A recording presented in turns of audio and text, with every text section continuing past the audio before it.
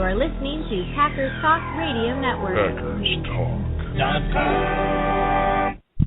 Eddie Lacy, Mike Daniels, Gilbert Brown, Don Barclay, Micah Hyde, your Green Bay Packers, yesterday's legends and today's superstars.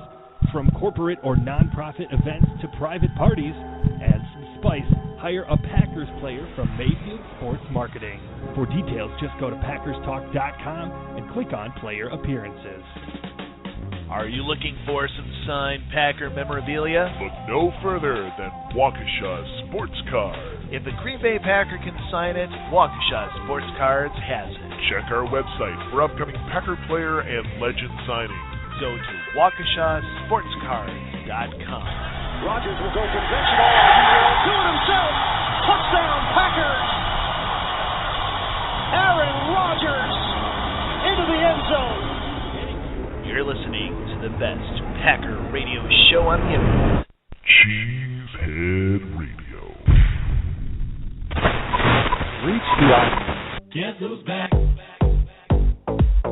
So they tried to address the problem, but so far, like you said, nothing. I guess the bright side is it happened early enough on that there's time. What are you talking about? We're going to talk about the pass rush. You can't talk about what's not there. If we don't start pushing that pocket back and getting some pass rush, we're going to tear the secondary part. Seats in the bowl at Lambeau will definitely outweigh the demand for seats.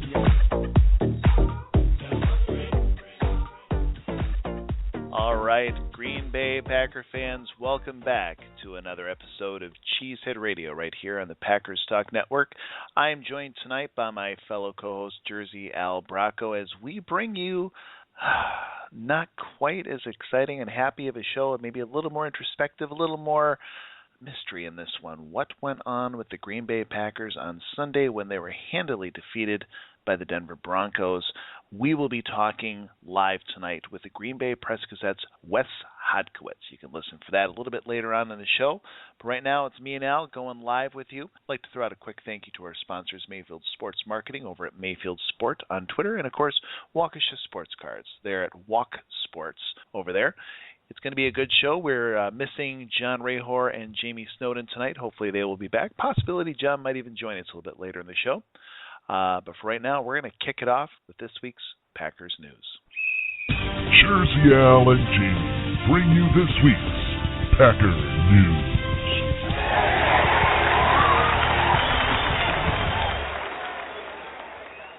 Well, the Packers are undefeated no more.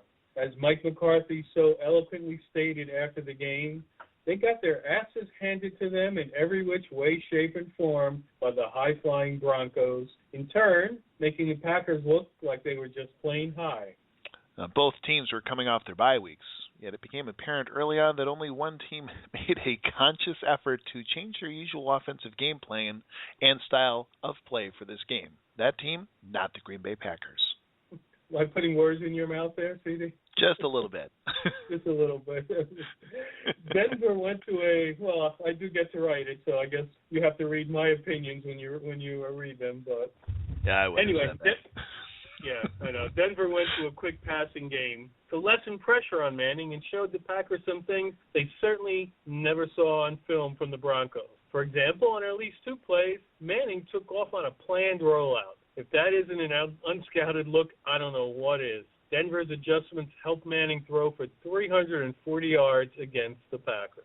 Meanwhile, the Packers seemingly changed little, despite knowing they would be going up against the best defense in the league. Now, Denver's top-notch press coverage corners, fierce pass rushers, evidently did not cause the Packers great concern. Green Bay's lack of adjustments led to a 77-yard passing day for last year's league MVP, Aaron Rodgers. Well, moving on from that game, the Packers find themselves heading down to Carolina to face a surprising 7-0 Panthers. If the Packers' goal is to make the playoffs and secure home field throughout, this suddenly becomes a must game in early November. A loss here would put them 3 games behind the Panthers for home field, including the tiebreaker. That would be a huge deficit to overcome in only half a season. And that was the latest Packers news. Next up is Gems from the Packers Twitterverse. This week's Gems from the Packers Twitterverse. The reaction to the Packers' dismantling was pretty predictable, with lots of angry tweets, insults, and naturally calls for firings. Rather than focus on those a little bit toozy, we dug for a few different takes on the game. And the first comes from our old friend Packer Ranter, who said, quote, "Fully expect Tim Mastay to show up on the injury report this week with a fatigue." Like a knee or a shoulder, a fatigue. A Twitter account, I almost took the out because I didn't get it at first, but then I realized what he was saying. A Twitter account called Wisconsin Problems went straight to the point. Quote, "That awkward moment when you embarrass yourself in front of the whole country, hashtag Packers." Ouch. Now, Cheesehead TV's Aaron Nagler reminded us of something that happened last year. Quote, "It's like Packers fans didn't see Tom Brady and the Pats get totally taken apart on the road last year and then go on to win the Super Bowl." And Jeff Ash gave us a much older historical perspective, reminding us of what Vince Lombardi said almost 50 years ago to the day upon losing their first game of the season. "It's a long season, and we're still in first place." And that was your Cheesehead Radio tweet of the week. Tweets of the week.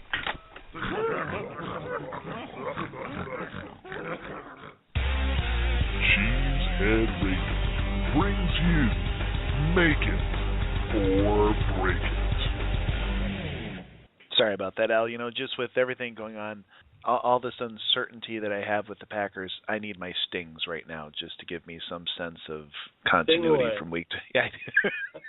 As long as you put them in the right place and you don't exactly put them when people are talking, there's no problem. None at all. Absolutely. So as you know, here we are. Jersey out. Yeah. As you know, I have a bit of a reputation for sometimes tweaking the Packer fan base just a little bit, just to annoy them or get a little reaction. Every once in a while. At times I do delight in that. And I guess I want to ask you this because this has just been on me here a little bit. Prior to the game, I tweeted it a little bit. And I said, if the Packers were due for a loss, this might be the one. It's a non-conference game. Maybe psychologically they need just a little bit of get their backs up against the wall because Mike McCarthy's teams tend to do better when there's a little bit of desperation or something to play for. And I got absolutely hammered.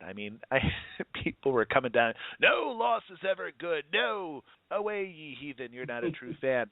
You got the true fan? I did. Yes, I got that. All right. I was a hater too, but that came from radio. So by the end of the game, suddenly people were singing a different tune. So, first question for you, Jersey. Yeah.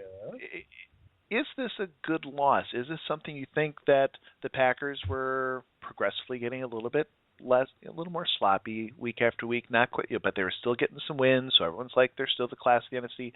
Now all of a sudden, I feel like the emperor is without his clothes on.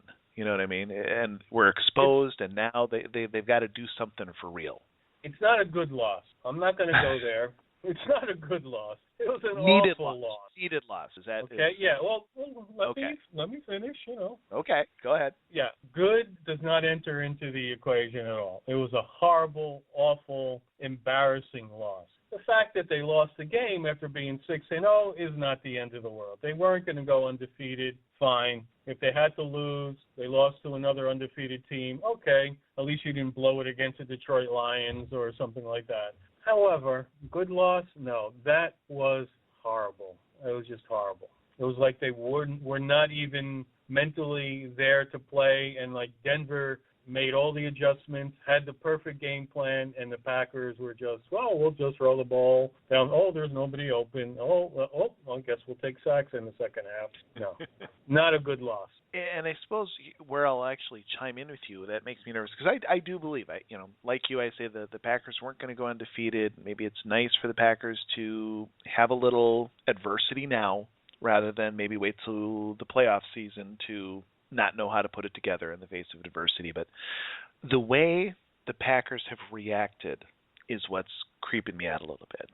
Mike McCarthy shutting down some reporters, getting pretty grumpy, pretty angry. Randall Cobb, there's just a sense of anger and a sense of almost mystification. Yeah, we just sucked. We were terrible. What more do you want me to say? said Randall Cobb today. I'm not sure the team is reacting the way I would hope they would in this case. They seem to be almost as shell-shocked about Sunday as anyone else. Well, what would you want them? How would you want them to react? Throw out the usual cliches about, well, just one game, and how would you want them to react? Is it a bad thing that they sound pissed and they're angry and having to answer all these questions? The anger, I think, is something you need. I think they should be insulted, they should be embarrassed, but I think I've seen other times where McCarthy and the Packers have just said they've just come out with a different resolve. A different way of saying, okay, this is it. I mean, we're going back to the drawing board. We're going to go fix this. Or how does McCarthy always say it? We got to fix that up. What does he say? He always used to say that. Go back to the drawing board. But it's almost just irritation. It's this anger, like they don't have an answer for it, and that's just what makes me a little bit nervous going against the Panthers. Is that they're a scrappy team. Yeah, I think the key here is that they're embarrassed. I think that's the difference. They're professionals. They're prideful professionals. They're embarrassed. They haven't gotten embarrassed in a long time. It's one thing to lose a game. It's another thing to lose the way they did. And, McCarthy's comment after the game tells you how embarrassed he was, He just came right out and said it. And I think that's kind of carrying over during the week, and that's why they hate answering these questions, because they really are embarrassed by how they played. It's one thing if they played hard and lost, and they might have been angry that they lost the game, but at least they know they gave it a good shot. I don't think they can feel that they gave it a good shot. I don't think they can. I mean, how many times do we watch a replay, and I'm watching these receivers, and they're jogging? Remember this whole James Jones thing, and he's the second like coming. They were trying hard. My goodness, C.D. Angeli, you were completely wrong. James Jones is the dude was walking. Dude was walking his routes. By the way, a word as an aside, a word of advice. Yes. If you're trying to pick up new followers before a Packer game, that might not be the best way to start out with that tweet. But which one? A word of advice. The one you said about that you felt before the game that this could be the game that they're going to lose, and you got blasted for. Hey, been dividing Packer fans since 1999, But anyway, moving on. Exactly. Now I got in a little bit of trouble because Walking Dead was on at the same time, and my wife was a little irritated that we were not going to watch that. The Packer game was on. There was a point where I think I probably could have shut that game off. We could have just said, "Let's go." What was that point for you? I don't know. I try to be the person who says, "Let's stay away from the cliff. Come on, there's a lot of ball game left, et cetera, et cetera." But I think it was about halfway. Time nudging people off the cliff, but go ahead. Yeah, that's why I like doing that almost, tongue in cheek. But it's about halfway through the third quarter where you really kind of saw that they didn't come out. There weren't the halftime adjustments that sometimes you expect from Mike McCarthy in a game where they just seem a little listless in the first half. And to me, just when they came out in that second half and it was just a continuation, you just thought you'd see a whole different team. And you didn't. It was the same team. It might even been a slightly worse team coming out at halftime. And it was to the point where you're like, okay, let's just call the game now, guys. Let's just be done. How about you? When was the game over? Well, first of all, personally, I don't expect adjustments from McCarthy at halftime. I'm not really?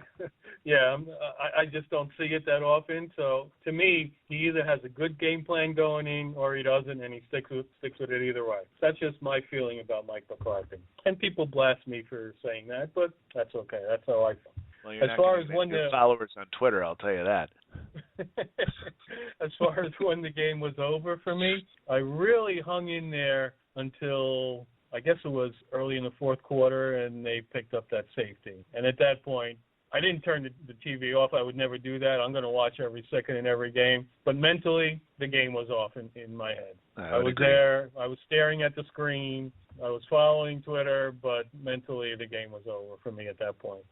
And that safety, I just got to tell you. I was on Twitter also and looking away, and I was probably finishing a tweet, and I looked up to see the ball rolling on the ground in the end zone, so I missed the first couple seconds of the play and the sack.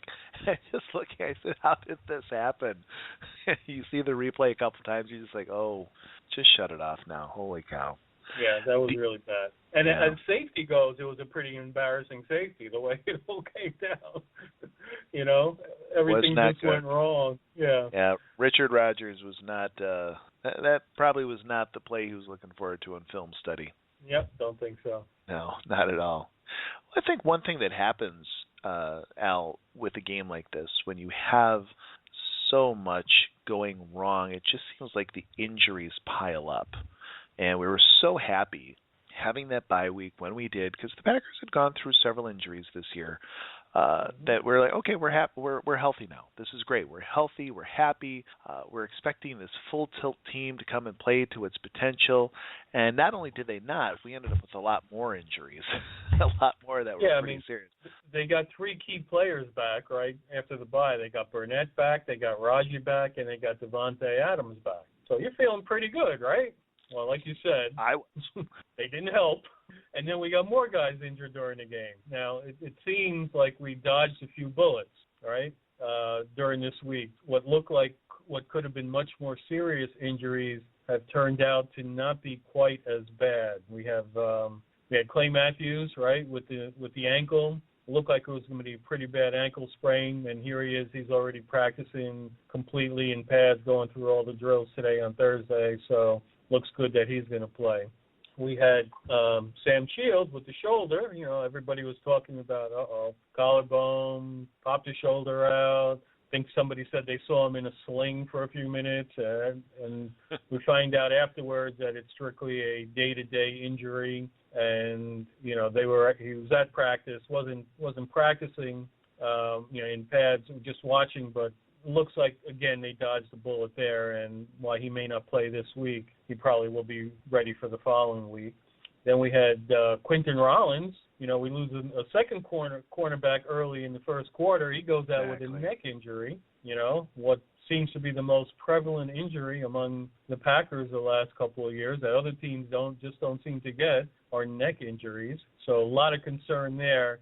They took him into the locker room. They did X-ray. While everything looked okay, they told him immediately to shower. There's no way you're playing again with a neck injury. You know, they've learned their lessons there, I'm sure. But he's at practice this week, feeling better. You know, they're massaging his neck and doing exercises, and looks like he's going to be okay. So what seemed like potential disaster during the game turned out to not quite be as bad. Although it sure was a disaster during the game. Yeah, certainly. You lose Shields, right?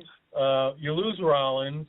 Denver's killing Hayward as an outside corner. Hayward. Killing him. So, you know, and Capers even said, well, the plan, we would have been playing Hayward at the slot had Shields not got hurt, but obviously we had no choice, you know. And eventually later on, you know, they brought Randall in to play some more outside, but, the damage had been done. And to me, that was a big factor in the game. Huge. Just for the fact of the momentum that it gave Denver. It gave them, I thought, and Manning especially, tremendous confidence early in the game, you know. I mean, Manning had been struggling all year. His arm is falling off. He's done. He's finished. He comes in, and suddenly he's hitting Demaryius Thomas all over the field, who's wide open all over the field. He's not getting pressure. He's like, hey, maybe I'm not dead. You know? Well, reports of my death were greatly exaggerated. Maybe it wasn't just his arm. He was targeting Casey Hayward from the first drive on. Even before Shields and everyone was hurt. I mean, he saw something in game film, something he was going to take advantage of, and he he really had that. And the funny thing is, you know, people were screaming on Twitter, you know, bench him, bench Hayward, and you're like, but there's no one else on the bench. There's no one else to play. Well, so I mean, you got Dimitri Goodson. You want to bring him in? You know, I mean, he was forced to come in and play dime for 10 snaps or so. But that was it. You had no one else. So you're just sitting there with basically Capers just rearranging, hopefully, where you're going to put these guys on the field and trying to find something that's going to work. It's hard to fire Capers when he doesn't have any. At that point, you know, two of his best players, his best secondary players, are out.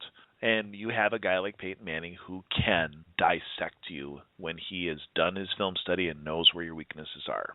Yeah, and to me, just the early success that they had with that just set the tone for them the entire game. I think that just gave them the confidence to go forward in that game and just continue taking it to the Packers, where if the Packers had knocked down a couple of passes, had defended them a little bit better, then you've got that doubt in Manning's mind, and then he starts thinking, all right, well, we're gonna go through this again like I've been going all season. So I think, I give Hayward a good portion of the blame for the way this game turned out.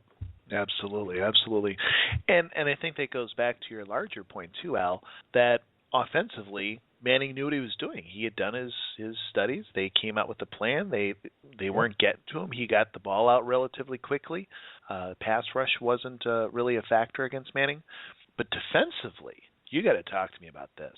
The formula that they had to completely change, I think, almost the essence of what the Packer offense is.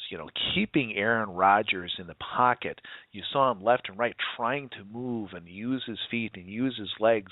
He wasn't able to do it. Not that Rodgers is a bad pocket passer, but if he can't move and his receivers are jogging their routes, and Eddie Lacy is being, the fat Eddie Lacy beginning with the F and not the PH, it's a long day. So what did the Broncos do? What do they do, or what did they do? What did they do? Explain just what they did. Sure. I mean, what they did was a pretty simple formula. It's something that Seattle did in the first game last season. What they did was they played predominantly with a single high safety. They had one safety in the box to help with the running game, and they did a really good job, between their linebackers and that extra safety, taking care of the running game. So you take that out of the equation. You've got three probably Pro Bowl caliber defensive backs, who can play man to man. Just, all right, it's like the playground. I got him, and just blanket them all over the field. Now, when you play man like that, the danger is that you leave plenty of opportunity for a mobile quarterback to run, right? It happened to the Packers with Colin Kaepernick way back when he was actually a decent quarterback. He killed them when the Packers were in man coverage. And that's kind of what Rodgers does, If all his players are downfield, they're covered in man, and he's got nowhere to go, he looks to run. Well, he only got 2 runs the entire game, which is low for him. So they did a good job of keeping him from extending drives with his feet when everybody was covered. And basically, they just covered all aspects of the Packers' offense in those three. Those one fell swoop. They covered all 3 things.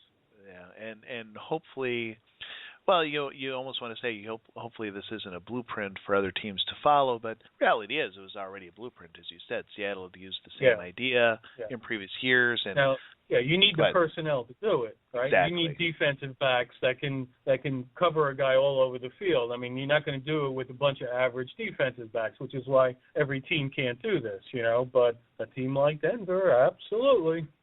Which, once again, brings you a little bit of nervousness. We're going against the Panthers, and, from everything I've read, obviously they go a completely different scheme. They're 4-3. They don't have, the Von Millers or types of players that are really going to make the disruptions happen along the line. So you got to think that Rodgers is going to have at least, I don't know how you can have less success against the Panthers than he did against the Broncos. But once again, it just makes you nervous that, hey, if the Packers are playing average competition, we're playing those teams, we're beating those teams we're supposed to beat, but that fear is you get into the playoffs and you start playing elite teams with a lot on the lines, and there is this formula that can work against Aaron Rodgers. Yeah, I cannot argue with that. Well, that's good. Hey, one last thing before we get to our guest here. I thought this was interesting. Really studied that 2006 draft pretty hard there, and that was 2006-2007 when the Packers had that 5th pick overall. And we selected A.J. Hawk, and I was a major proponent for picking Hawk, and there's a lot of people saying we should have picked Vernon Davis. Your fault. Yep. Number 6. He went. We could have had Vernon Davis. And, of course, he spent his first couple years being pretty much a bust. And he's had a bit of a revival. Obviously, when Kaepernick was hot, he did pretty well there for a couple years. But he's become expendable. Obviously throughout all of the hype of, hey, will the Packers trade for J.J. Watt because that's going to happen. There was the thought we could have actually had Vernon Davis. And, we're thinking, he's not going to time, he's a little bit older, et cetera, et cetera. Looking at the deal the Broncos got, do you think the Packers should have swung and maybe offered a 5th-round pick for him? Well, I certainly would have. I certainly would have taken a 1-year rental, there comes a point when you have to see what you're seriously missing on your team, and if there's a way to get a good player and fill that need without a huge payment required, and a 5th round or 2 6th rounds, whatever would have taken to do it, I certainly would have rolled the dice. But we know Ted Thompson doesn't roll the dice the same way. But if you're only having to give up a 6th-round pick, that's not a real big roll of the dice. That's kind of that's almost a gift. That's almost a gift with the ribbon. For him it is, because he values those 6th-round picks. You know the way he loves to pick up those sleepers in the 5th and the 6th round. And well, he does, but then you also got to sit and think, since Jermichael Finley, he's used many draft picks, some higher than 6th-round picks on tight ends. Richard Rodgers, Andrew Quarles, a couple other guys I can't even remember, and they've not turned out to be as talented as Jermichael Finley was, and I think that has been a big part that's missing from this offense, especially with Jordy Nelson out. Vernon Davis could have actually brought that whole dimension back to this team, and it could have made a difference. So, it's almost the Broncos with that nice win. The rich get richer, and boy, I'd sure be nervous facing them in the final game of the season. The Broncos, who used multiple tight ends and killed the Packers with multiple tight ends all game, Micah Hyde especially took a beating there, go out and the next day trade for Vernon Davis. Okay. Meanwhile, well, at least we dodged a bullet there. At least they waited till after we played them. That's right. Otherwise, it would have been 39-10 final, whatever. I'm going to get your thoughts here just on this, because it kind of came up where Mike Daniels was given a list this week of the Packers' unrestricted free agents. And there's quite a number. And it's interesting because you can have this list of players and you say, oh, they're good. Oh, that's okay. We kind of can prioritize. But then all of a sudden you get into a season and suddenly you're going 6-0 and you're riding the wave, and suddenly players – obviously supply and demand, and their value goes up. So the Packers have a number of players. I'm just throwing out a couple names. Mike Daniels, James Jones, B.J. Raji, Nick Perry, and of course your favorite, Mason Crosby. The Packers only $10.5 million under the cap this season. So not a lot of room for this. Who do you prioritize, Jersey? For me, you got to go with the defensive line, because those are the guys that are hardest to replace. If you've got a talented defensive lineman, problem is a guy like Mike Daniels is going to want big money. Now, the Packers kind of rolled the dice this year. Rather than try to extend him early, they said, well, let's let the season play out, and then we'll negotiate after that. And I think they were rolling the dice in hope that he didn't have an absolute outstanding season, and they wouldn't have to pay him $8-10 million a year. I think so far that the strategy is working, because while Daniels is a solid player, I don't think he's really stood out in every game. He's had 1 or 2 really, really strong games, but other games where you would think he could have done a little bit more. Now, having said that, you've got the counterpart, B.J. Raji, who we all know his travails through the years and disappointments, former very high first-round pick. And this year started out the season playing totally on fire until he got injured and came back this first week from the injury, and you could tell he just wasn't the same player yet. But those, to me, if we're looking at the list, are probably the 2 guys that you've got to prioritize, would be Raji and Daniels. Now, looking at other people on that list, Mason Crosby, he's currently making $3.5 million. Got to bring him back, obviously. Even I would say that. Obviously, he's turned things around. He's now become the type of kicker that we want him to be. I'm not sure what the going rate for top kickers is nowadays, but Almost $4 to defy million. you, he's become a top kicker. I'm glad. That's all Almost I asked to for defy from the you. beginning. That's all right I when we have asked to for from spend the too much beginning. money to keep him, then he's going to kick well and prove you wrong. Hey, that's all I wanted. That was my only complaint. Just be a solid NFL kicker that we can count on. And that's what he's done the last 2 years. So kudos to him. I think, you said only $10 million under the cap, but there's plenty of places they can cut here to free up money. Mike Neal making $4 million. Sorry, Mike, don't think so. Right. Nick Perry making $2.5 million. Sorry, Nick, you had your shot. Don't think so. So you can free up a bunch of money there. LaTroy Guion, $2.5 million. Don't think so. So I think he's gone.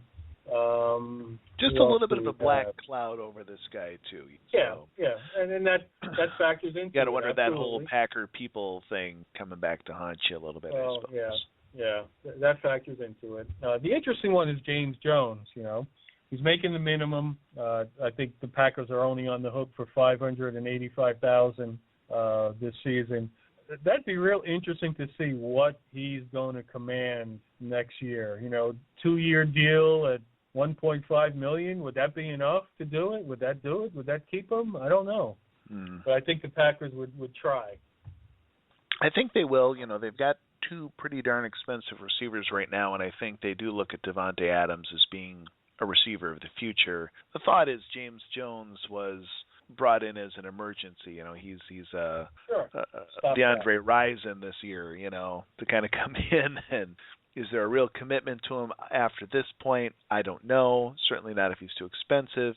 But you're hoping Jordy Nelson's back next year, and that's going to be how things are going to work out. So, all right. Interesting one is you want keep to going, try sir. again? No, I'm going to try again. You just keep talking. Okay. Another interesting one is Casey Hayward, currently making $1 million a year. What do you do with Casey Hayward? Are they that convinced about Dimitri Goodson and Darius Gunter, who we haven't seen in any action, but was the poster boy for Mr. August, having a great camp? Do we hang up the spikes on Casey Hayward and say, go find something better, like we did with Devon House? I have a feeling we might. I have a feeling they might have to do that. Other names on the list: James Starks, currently making $1.84 million. I think from what we've seen of Lacy, there's no way they would trust him enough to be the guy. So I think they definitely want to keep this the 2 running back options open. So Starks, I think they find a way to bring him back. Andrew Quarles, well, unless they're drafting a tight end in the first round next year, they've got to keep the guys they have. So I think Quarles needs to stay. Don Barclay, $1.5 million. I'd have to say he's probably gone. They've got some good backup offensive line options now. Scott Tolzien, $1.2 million. Really depends more on Brett Hundley than Scott Tolzien. If they think Hundley is ready to take over their number 2 spot, then no reason to spend that money on Tolzien. You've got Brett Good making just short of $1 million. They're going to keep him.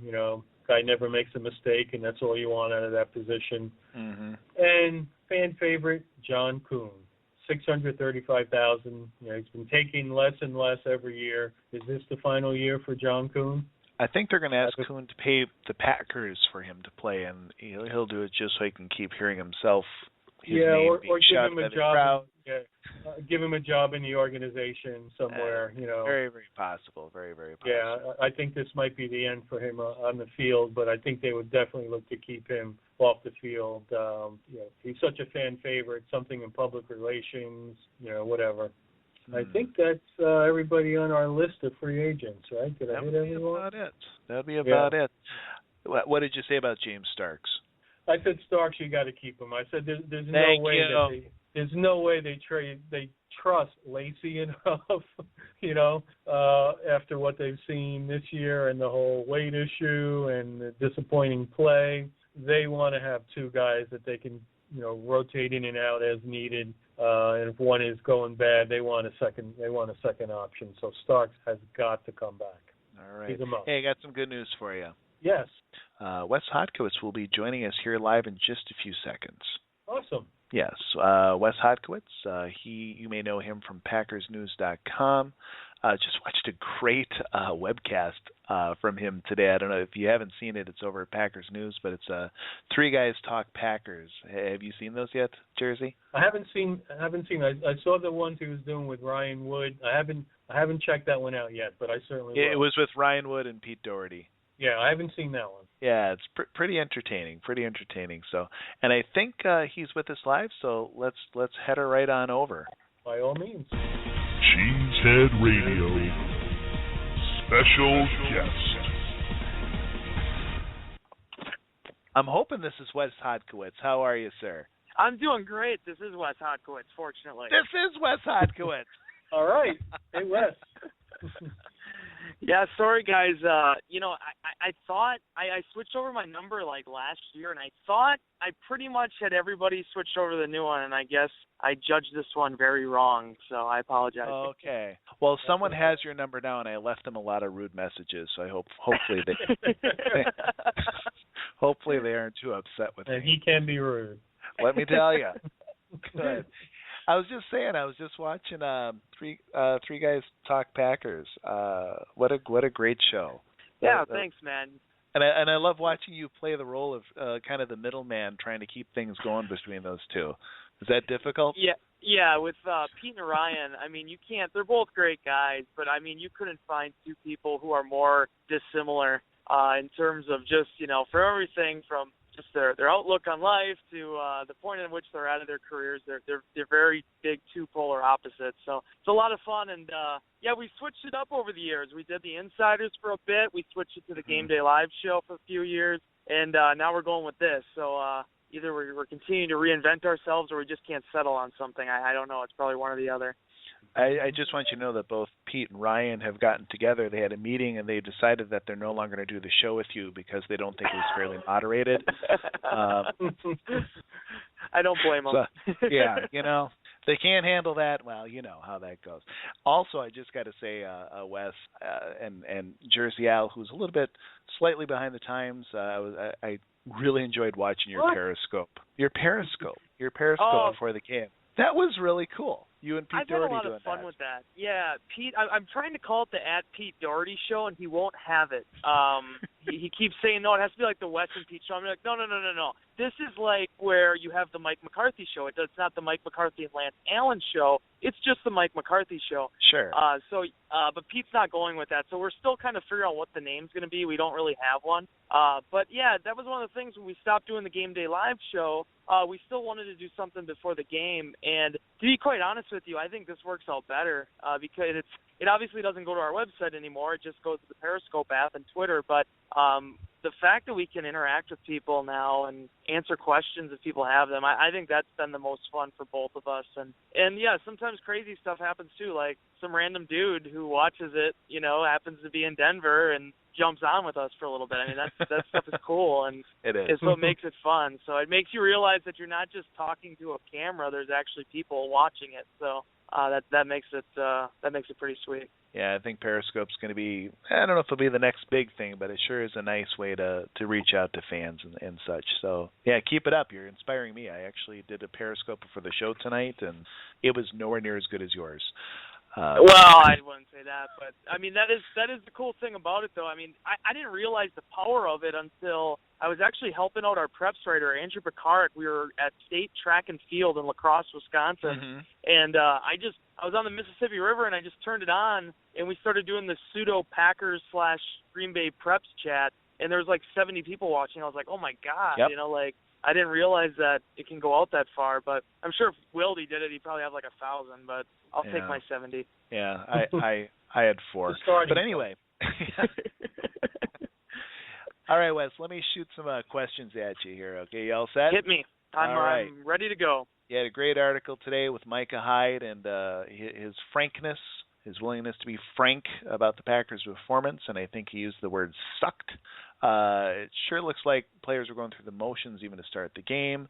It just seems like you keep hearing this from Hyde, Randall Cobb, and the Packers official website. We're all blaming ourselves. The blame is pointed at us. It's all on us. Is this your impression you're getting, that there's a lot of self-blame, there's no finger-pointing elsewhere, and how do you see that changing through this week going into this Carolina game? Well, it's a great question. I think the most disappointing thing about, at least from the Packers' perspective, about these last two games is they felt like they did take a corner. When you look at them athletically, they are a much better team. I know we've been talking about this defense for as long as I've been on the beat. I wasn't here in 2009, 2010 covering the Packers. The only thing I've seen so far is what they basically put on the table. My boss is calling me right now. He's going to have to wait. But they had years where it was kind of light. And now it seems like they really have talent, and they have guys that should be able to step up.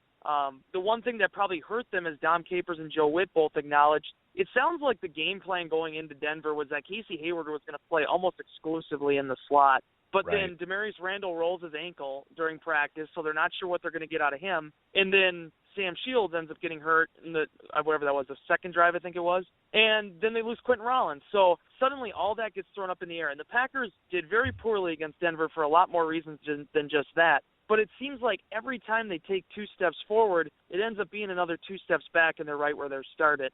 That's why I think this game's going to be really important against Carolina on Sunday, because what team is this? Is this a team that can be a top 10, top 15 defense, or is this going to be the same Packers defense we've seen for what was 2.5 years up until that second half surge they had?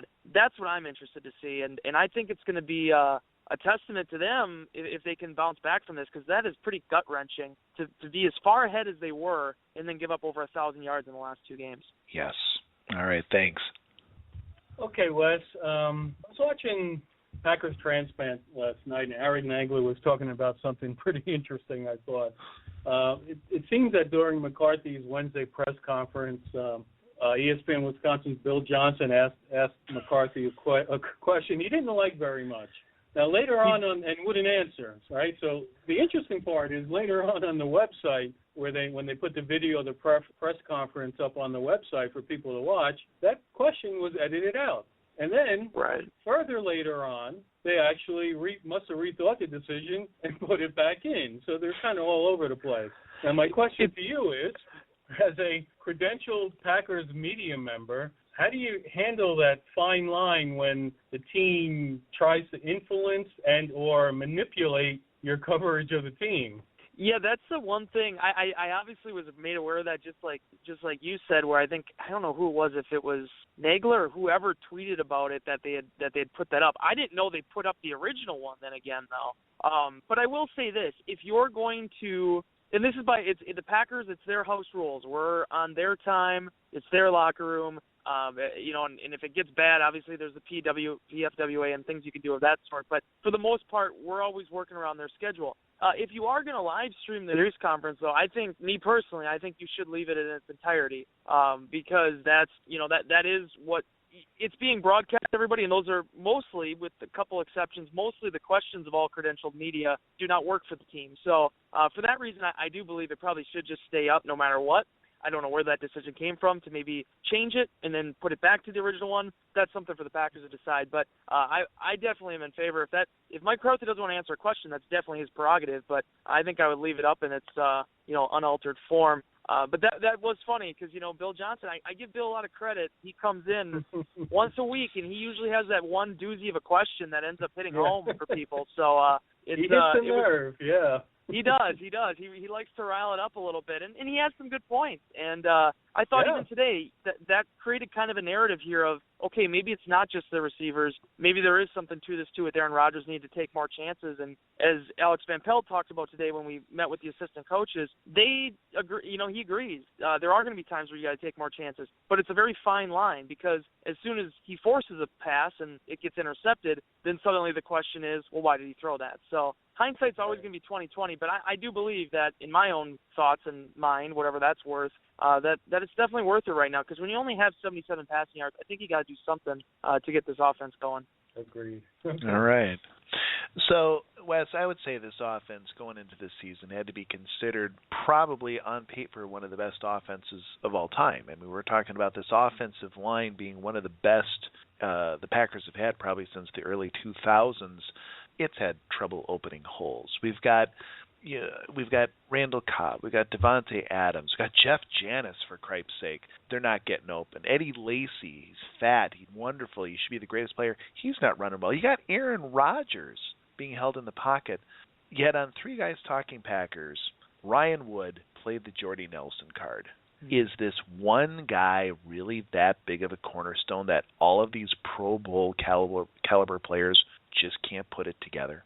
You know what I keep going back to is that Jermichael Finley tweet after Nelson tore his ACL. Now, whatever you want to say in terms of what it meant or what he was alleging, but in terms of, hey, now we're going to find out how good Aaron Rodgers is, and I think he ended up changing it to, well, now Aaron Rodgers is going to show you how good he is. I thought early during the season you really saw the greatness of Aaron Rodgers in that he was able to sort of weather some of those injuries, whether it be Jordy Nelson out for the year or Randall Cobb dealing with the shoulder sprain, and then obviously losing Devontae Adams. But it seems to me, and I'm not saying that this is a direct correlation, but it seems to me once they were unable to no longer create explosive plays off free plays, that this offense started to stutter a little bit and kind of stumble. At least that's sort of been the correlation for me. And I really do believe that, one of the reasons that the Packers were doing those free plays and, kind of using them the way they did is because you can try to go for those big explosive plays without the deterrent of an interception. But it seems like since that's gone away, the Packers haven't been taking a lot of chances. And I do kind of go along with the line of thinking, and I know a lot of Packer fans, this has been a very convenient narrative to say, hey, they got to put Jeff Janis out there. Why isn't Jeff Janis playing? But now I, too, am probably of that same thinking of, I don't know what it could hurt to put Jeff Janis out there and just maybe try to take advantage of his speed. Because whatever's been happening the last 2 games now, which you can make an argument has really been the last 4 games, if you take away the defensive performances that kind of got them there, I think something's got to change for this Packers offense, and they need to find some way to get a spark. The confusing part about all this is it's been all across the board. Eddie Lacy's not running well. The receivers aren't getting open. Aaron Rodgers hasn't been able to kind of dissect defenses like he usually does. They're not getting enough production from the tight end.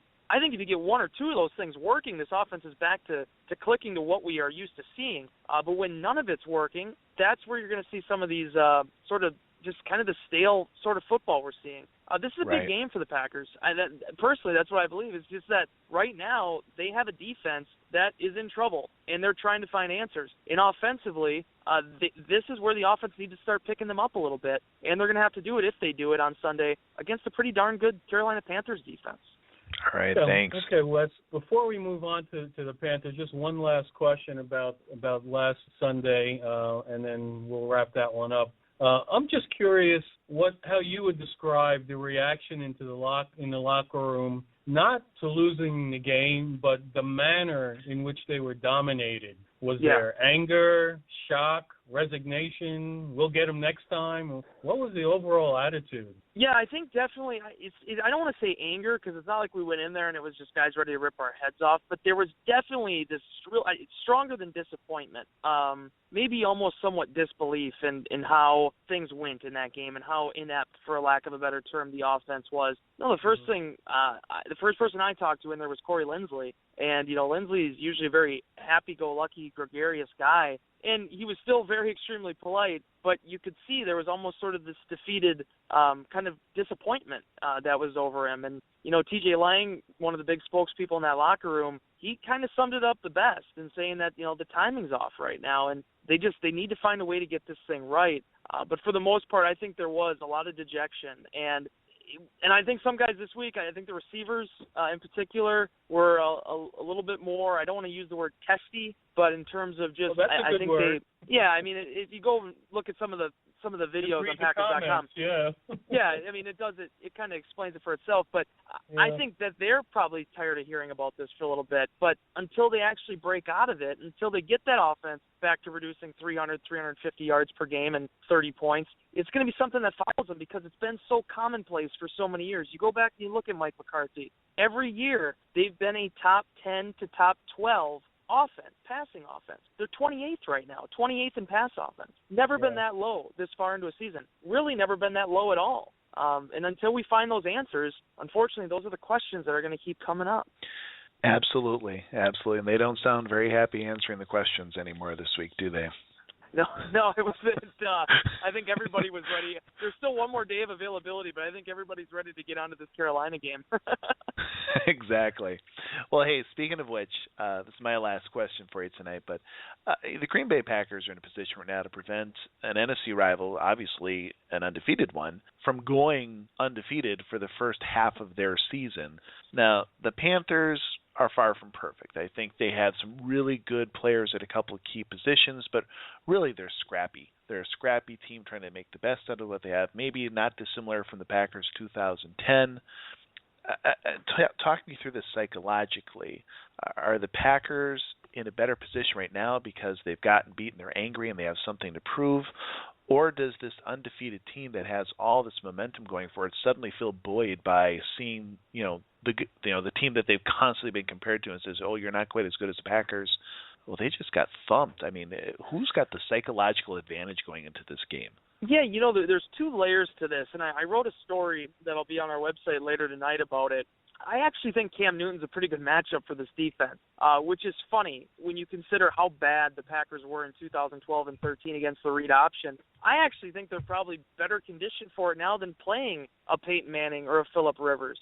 That's why I think there is something in this game that they could potentially find, something to sort of get them back to, where they were at and maybe to sort of stabilize things again. But from a mental perspective, it's going to take a lot because when you face back-to-back undefeated teams, one of whom, pretty clearly defeated you, there can be sort of a mental hurdle to get over in terms of, hey, okay, we're trying to make the playoffs and you're trying to be a number one seed.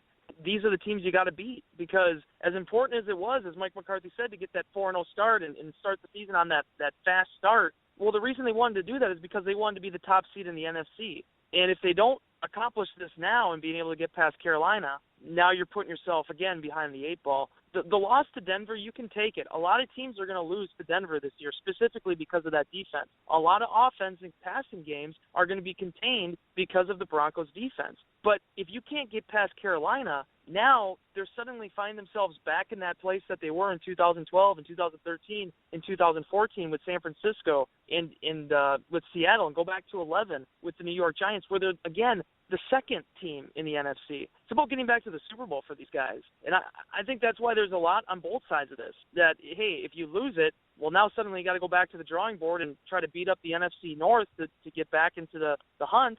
But if you win it, well, suddenly I think that the cards are kind of out there again for you. And Clay Matthews said it, even today, is that, no team really goes undefeated outside of a handful of cases. But the Packers now have an opportunity to rally back and show what they have, because I think, as my colleague Pete Doherty said on numerous occasions, this is the deepest team they've probably had, since that Super Bowl squad, at least since 2011, in terms of how well-rounded they are. And now they got to show that they can play up to that, because there is a lot of expectations, and with this fan base, just naturally how it is, they want to get back to the Super Bowl, and they feel like they've been taking steps towards it, and now's the year to kind of cross that threshold.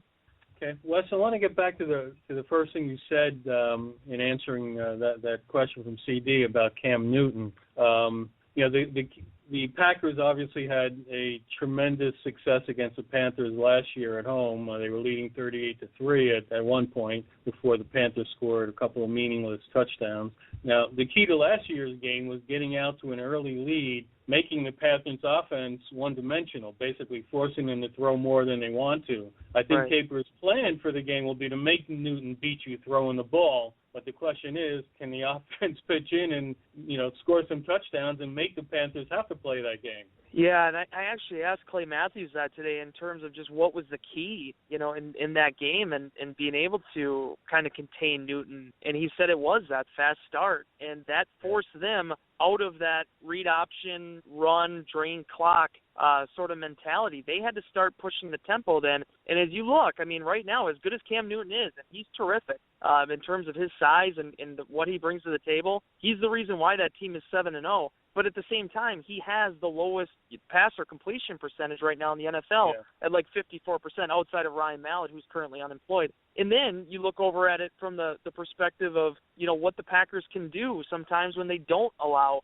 offenses to gain in a rhythm. It seems like that's when the defense, at least under Capers, has had its biggest sort of challenges, is when offenses establish an early rhythm and kind of get things trending in their direction. If you can stop them early, yeah, they might give up some yards late. I'm sure everybody loves that, and it frustrates people. But it's what's allowed this team to win games over the years, is getting off to these big first-half starts. So, yeah, and Clay Matthews said it too. Whether or not, whatever the offense does regardless, the defense has to hold its ground early on, either to give the offense a chance or to be able to pull away. So that's going to be the biggest sort of barometer, I think, for this game, is how the Packers come out, because as poorly as they played in that first quarter against Denver, you got to remember the Packers, I think, are still the highest scoring team in the first quarter in the NFL right now. So bad as that was, it shows you what they had done up until that point, and that's really probably the biggest reason that they were 6-0 going into Denver.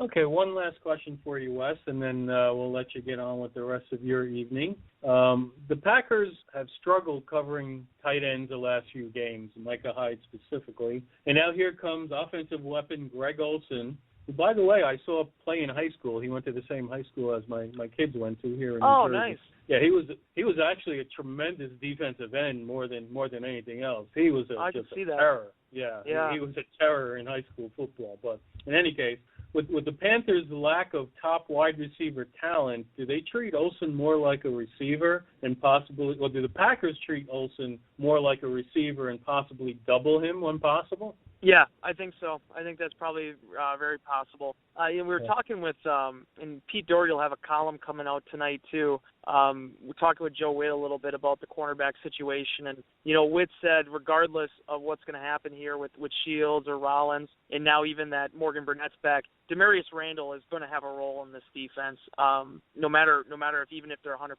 he's earned that playing time. I think that's probably, if Shields is back either this week or next, I'm guessing that pushes Casey Hayward back to the slot a little bit more, maybe pushes Micah Hyde to the dime role. But I think if you have Hayward there, that's probably his best position. Now that we've been able to see him on the outside a little bit, it seems like that's where he makes the most plays. I think if you can get him matched up with a Greg Olsen, I'm not sure if the Packers are going to have that luxury or not this Sunday, but I think if you get him matched up with some of those top flight tight ends in this league, that could be a benefit for them in terms of what maybe he could do in terms of baiting a quarterback.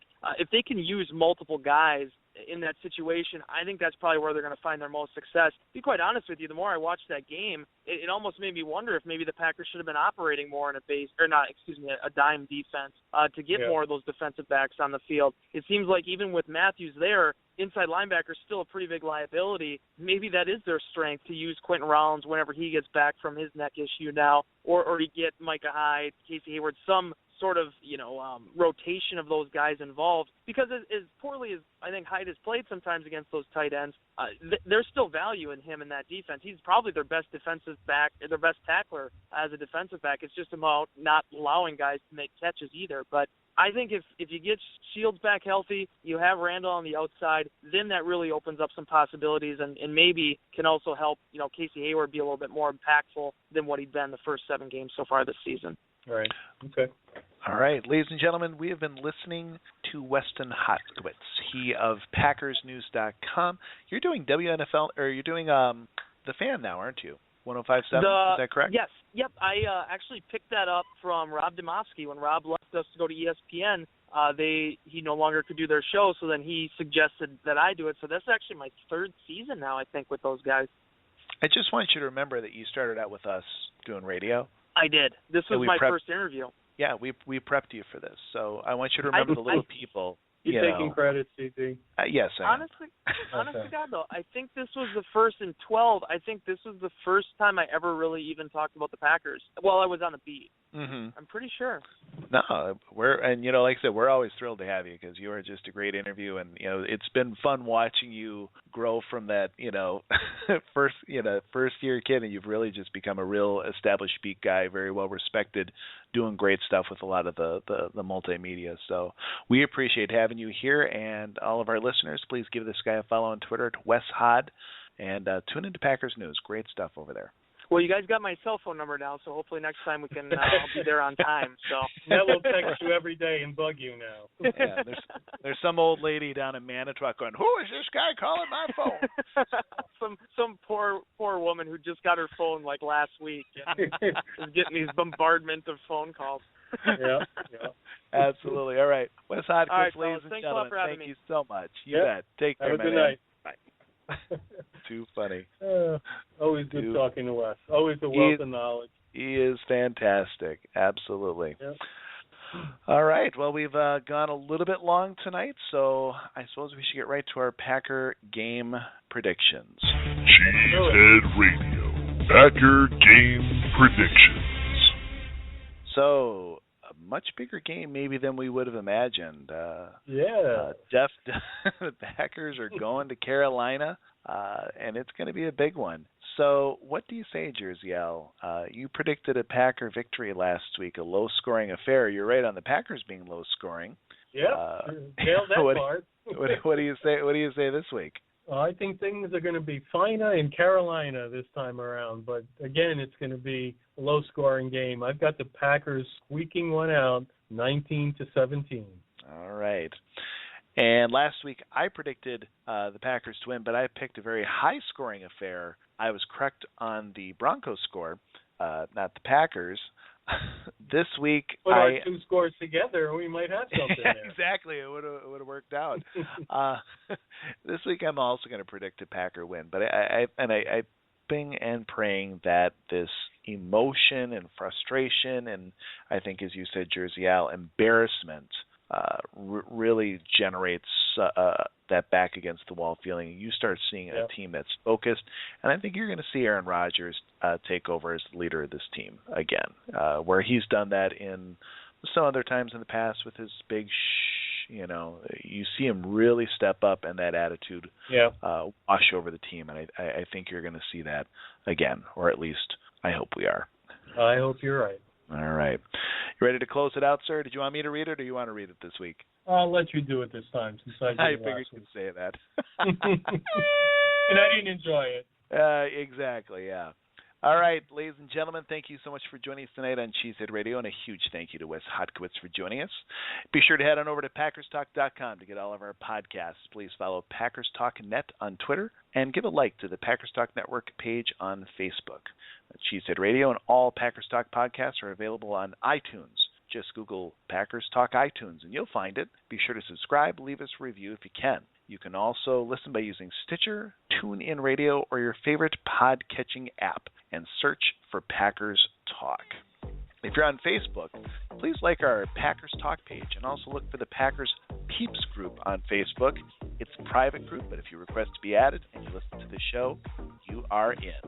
Finally, make sure to support our sponsors, Mayfield Sports Marketing over at Mayfield Sport on Twitter, and Waukesha Sports Cards at Walk Sports.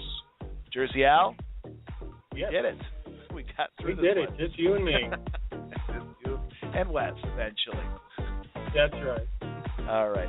Ladies and gentlemen, thanks for joining us on Cheesehead Radio. We'll chat with you next week, hopefully after a Packer win. Until then, good night, and go Pack Go. Good night, Packer Nation.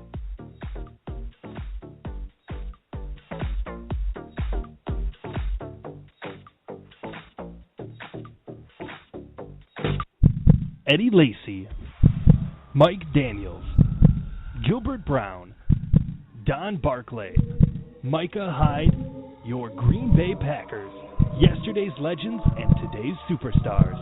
From corporate or nonprofit events to private parties, add some spice, hire a Packers player from Mayfield Sports Marketing.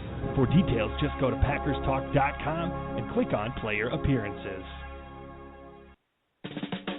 Are you looking for some signed Packer memorabilia? Look no further than Waukesha Sports Cards. If the Green Bay Packer can sign it, Waukesha Sports Cards has it. Check our website for upcoming Packer player and legend signings. Go to WaukeshaSportsCards.com.